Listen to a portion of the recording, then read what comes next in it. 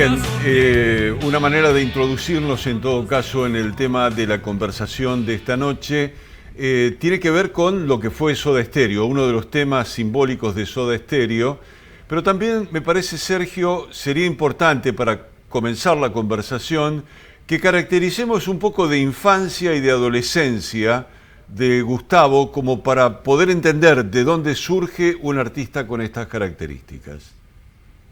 Bueno, la infancia de Gustavo es la infancia de cualquier pibe de barrio en la Buenos Aires de los 60 o de los 70. Es una familia de clase media con padres que llegan a Buenos Aires desde el interior del país. Juan José Cerati llega desde Concordia, Entre Ríos.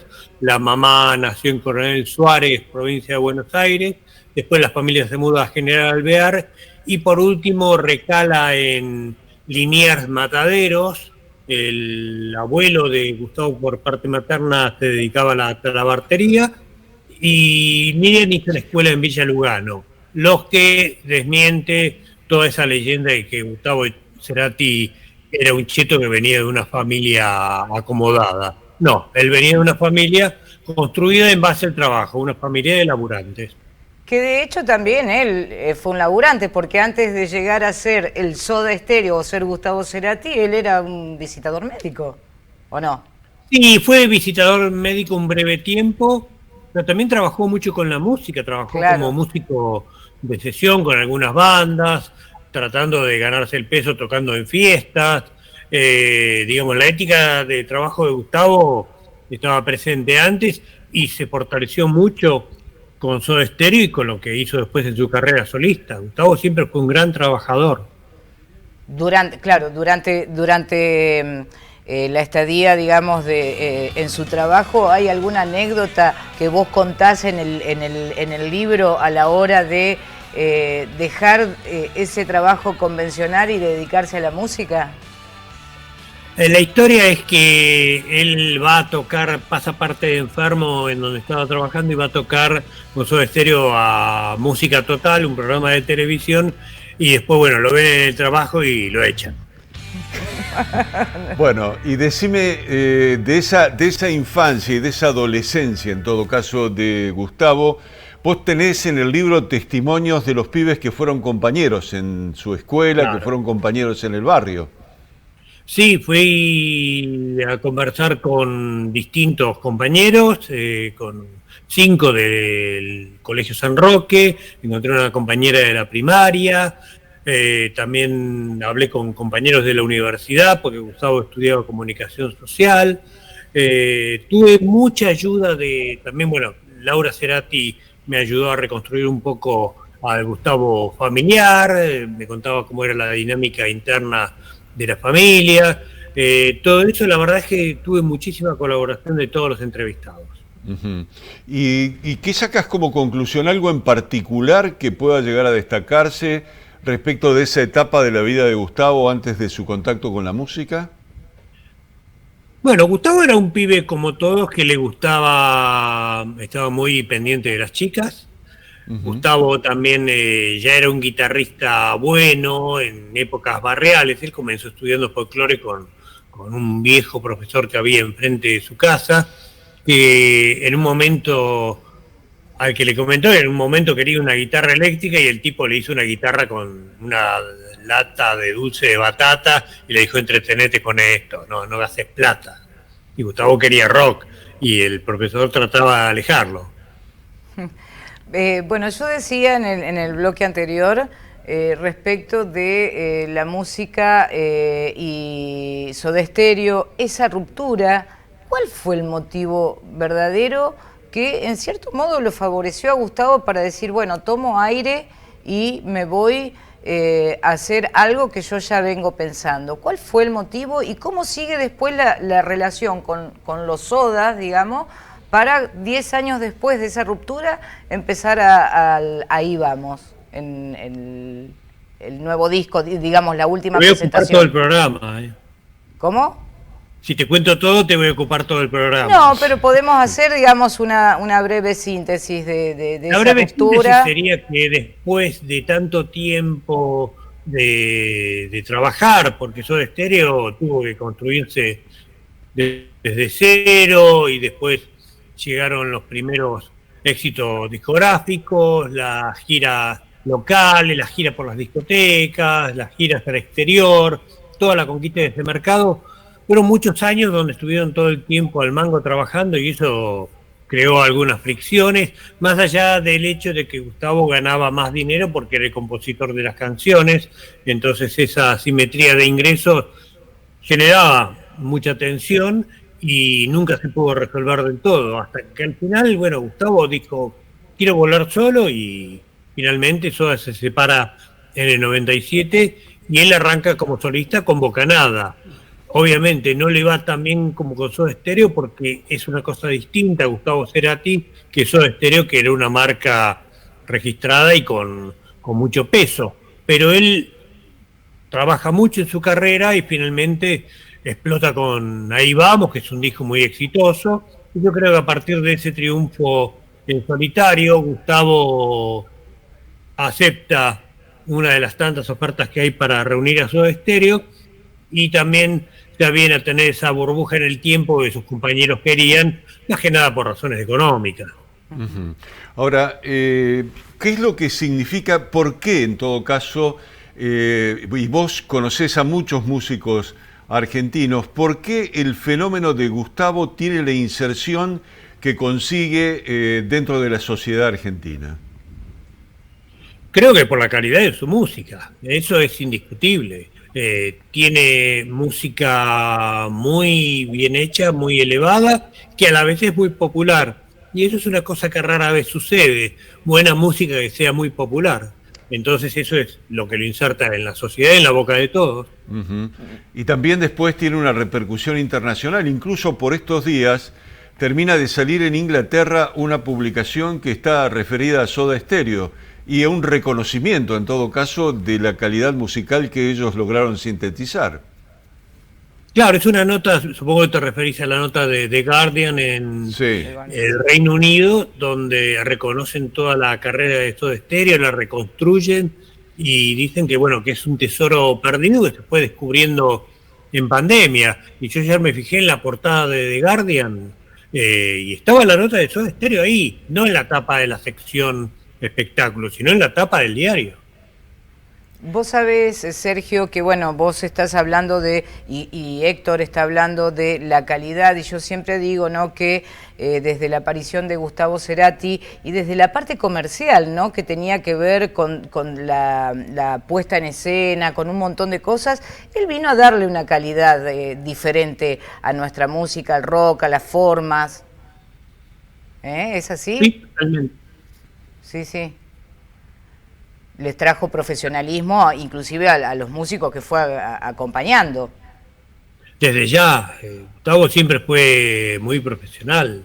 Él quiso ser un profesional desde chico, pero también ya había profesionalismo dentro del rock, y eso se lo tenemos que digamos, dar a Spinetta, a Charly García, que trabajaron siempre muy profesionalmente, salvo, bueno, Charly después en algún momento despistó. Uh-huh. Y decime, con toda la experiencia de tu trabajo en lo que es la difusión de las actividades del rock, ¿qué significa dentro del periodismo hacer una especialización como la que tenés vos? Porque no hay mucha gente que en todo caso trabaje con la dedicación, el tiempo y la trayectoria que vos has desplegado dentro de esta actividad. No sé, no podría hablarte por el resto. Yo traté de ser siempre fiel a lo que quería hacer. Digamos, tuve la suerte de poder dedicarme desde hace 40 años a lo que me gusta y tratar de no hacer otra clase de trabajos que no sean los que no me gustan. Ahora, eso no viene sin un precio. Digo, hubo muchos momentos de vacas flacas, momentos donde, digamos, el trabajo no abundaba, pero yo estuve también en una etapa, los 80 y los 90, donde el rock era muy popular, pero yo en el 97 edito el libro de Charly García, que es un bestseller, y eso me anima a irme de Clarín, que era donde yo tenía mi trabajo estable, y después, bueno, revolotear por otros trabajos, algunos más estables que otros, pero ser un periodista independiente con todo el sacrificio que eso conlleva y teniendo 2 pibes que alimentar, la verdad es que no fue fácil y sigue sin ser fácil ahora, pero bueno, digamos, la recompensa es el reconocimiento del lector y de algunos colegas y del público en general, ¿no? Que compra los libros, que escucha los programas de radio, que lee los artículos. No es fácil la especialización, pero bueno, si pudiera mostrar, si ves acá, a ver, la cámara me sigue, si ves acá donde estoy tratando de señalar, bueno, hay un montón de libros que yo estudié, pero básicamente seguí, como decía un libro de Hermann Hesse, Demian, yo simplemente traté de seguir lo que había dentro de mí. ¿Por qué iba de ser tan difícil? Fue muy difícil, lo sigue siendo y sobre todo en estas circunstancias económicas de caos y de malaria. Pero bueno, yo tengo también la ética laboral de mi viejo y de mi abuelo italiano. Entonces los italianos somos remadores. Claro, bueno, pero además de eso, digo, el contacto con determinadas figuras, con sus aspectos, con sus personalidades, con a veces sus contradicciones en la calidad de los vínculos, lo que tiene que ver con la difusión de las actividades que hacen, también representa un desafío, ¿no? Sí, pero yo no me paro del lado del difusor, que lo soy por un costado. Yo soy un periodista y trato de llegar siempre a la verdad de los asuntos, pero no avalando códigos periodísticos que son simplemente para acrecentar una rentabilidad, lograr un mayor impacto, ser ganchero, ser simpático, genial, poner cara de propaganda. Esas cosas no las hago. Ajá. Me parece fantástico, por otro lado. Porque... A mi usted no le parece fantástico. Pero bueno. No, sí, es cierto. No es fácil encontrar un espacio desde las producciones propias, ¿no? Como periodistas no es fácil independientes. Un espacio desde el rock. Y ni hablar. Digamos que si yo me hubiera dedicado al periodismo deportivo, al periodismo económico, político, seguramente hubiera tenido más continuidad laboral en otras cosas. Pero ¿quién me quita el rock and roll bailado?